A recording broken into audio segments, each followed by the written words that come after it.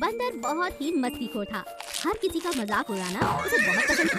लेकिन भेड़िया हमेशा गुस्से में रहता, हर किसी के ऊपर अपनी नाराजगी जताता और हमेशा इतरा कर चलता।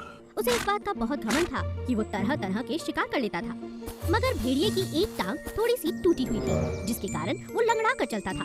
और बंदर यूं तो उसका दुश्मन था ही, मगर अक्सर वो उसे चिढ़ाया करता था। अरे लंगड़े कहाँ चला? माना तो बहुत अच्छा शिकारी है, लेकिन जरा अपनी टांग की तरफ देख, भागते हुए तो बहुत मटकता हुआ लगता है।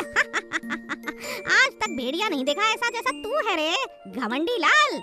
भेड़िए को बंदर का इस तरह से उसका मजाक उड़ाना बिल्कुल पसंद नहीं था। इस बंदर को तो मैं सबक सिखाते रहूंगा, हर जगह मेरी बेइज्जती कर देता है। लंगड़ा लंगड़ा लंगड़ा कह कहकर इसने मुझे हर जगह लंगड़ा बोलने की आदत डाल दी है।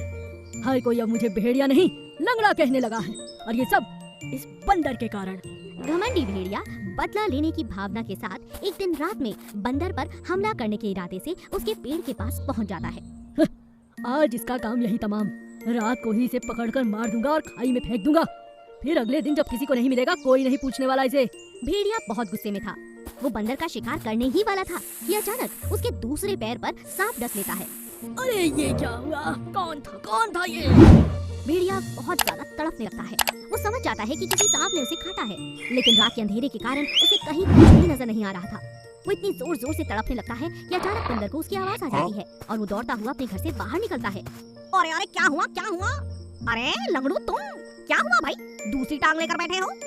अरे भाई बंदर, मुझे सांप ने काट लिया है, बचाओ। अरे अरे घबराओ नहीं, रुको मैं कुछ करता हूँ। बंदर के पिता बहुत माने हुए वैद्य थे। उसे सांप के कटे की दवा के बारे में पता था। वो अपने घर से दवा लेकर आता है, एक सुई भेड़िए को लगाता है और दवा पट्टी कर देता है। थोड़ी ही देर में भेड़िए को अच्छा महसूस होता है। तब बंदर कहता है, कैसा लग रहा है? बच गए कि नहीं? पानी लाऊं, चाय लाऊं, कॉफी लाऊं, क्या लोगे बोलो? भेड़िए को अपनी करतूत पर बहुत शर्म आती है। भेड़िया बड़े दिल से धन्यवाद करते हुए कहता है, यार बंदर तुम तो बहुत अच्छे हो। मैं तो गुस्से में तुम्हारे साथ कुछ गलत करने आ रहा था, मुझे माफ कर दो, मगर एक वादा करो। हाँ बोलो। तुम मुझे लंगड़ा नहीं कहोगे, मुझे बिल्कुल पसंद नहीं।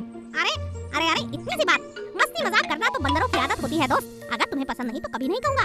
मेरा मकसद तुम्हारा दिल दुखाना कभी भी नहीं। चलो आओ अंदर चलो, बैठकर मजे से चाय पियेंगे।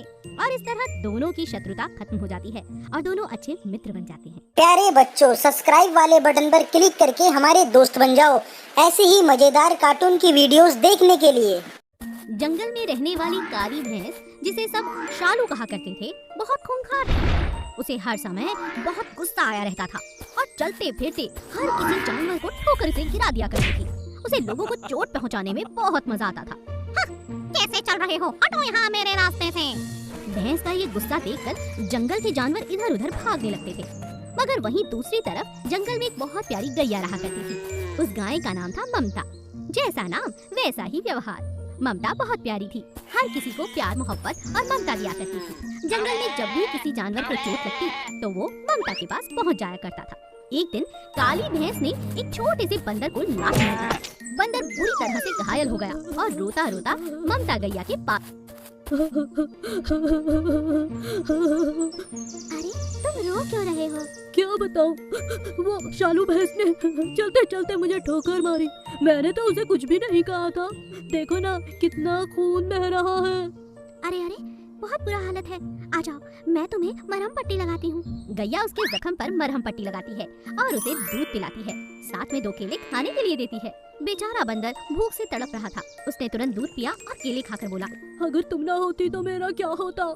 ये शालू भैंस बहुत बुरी है, भगवान इसे एक दिन सजा जरूर देगा। और इसी तरह आए दिन भैंस के मारे जाने के कारण कोई ना कोई ममता के पास आता ही रहता था। तेज तूफान आने के कारण भैंस का अपना बच्चा एक पेड़ के नीचे आ जाता है और उसकी टांग फंस जाती है। वो जोर जोर से कराहने लगता है, बचाओ माँ। अरे मेरा बच्चा, क्या हुआ तुझे? भैंस उसे बचाने की तो बहुत प्रयास करती है, लेकिन बचा नहीं पाती। उसकी एक टांग में बहुत बुरी तरह से जख्म हो जाता है। शालू जोर जोर से रोने लगती है, मुझसे गलती हो गई, अब मेरे बच्चे की मदद तो करो। तभी एक खरगोश कहता है, मदद तो सफेद गैया कर सकती है, ममता गाय सबकी मदद करती है।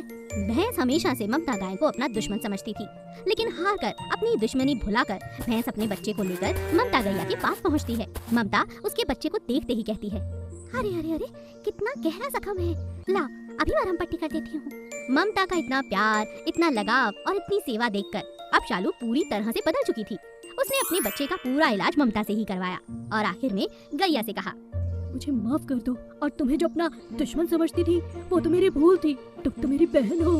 गाय और भैंस आपस में गले मिलती हैं और यह दृश्य देखकर बाकी सभी जानवर सुकून की सांस लेते हैं।